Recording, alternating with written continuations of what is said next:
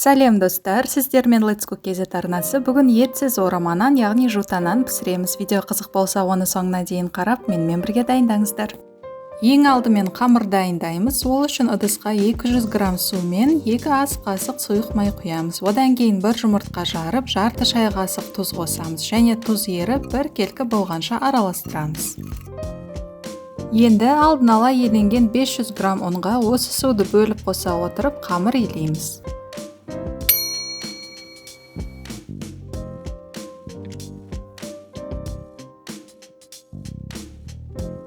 Қамыр осымен дайын достар, оны пакетке салып, бөлме температурасында тындыруға қоямыз. Ал ол уақытта өзіміз салмасын дайындайық. Ол үшін қызып тұрған табаға сұйық май құйып, жіңішкелеп туралған пиязды жұмсарғанша қуырамыз. Одан кейін үккіштен өткізілген сәбізді салып, барлығын қатты отта сәбіз жұмсарғанша қуырып алуымыз керек. Соңында дәміне қарай тұз бен қара бұрыш қосып, барлығын араластырып алғаннан кейін оттан аламыз. Салма тез суы үшін мен оны бөлек ыдысқа аударып алдым. Ал енді достар, қамыр жаюға кірісеміз. Қамырды үшке бөліп, әр бөлікті домалатып аламыз. Одан кейін стөлге кішкене ұн шашып, қамырды алдымен осылайша қолымызбен үлкейтіп алып, содан кейін оқтаумен жұқа етіп жаямыз.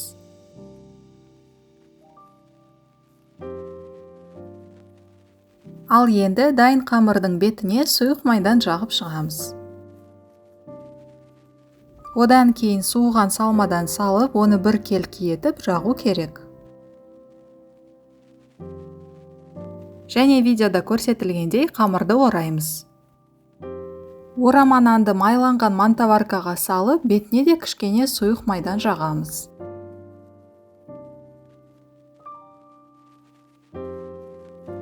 Жутананды мантаваркада 30 минут пісіреміз.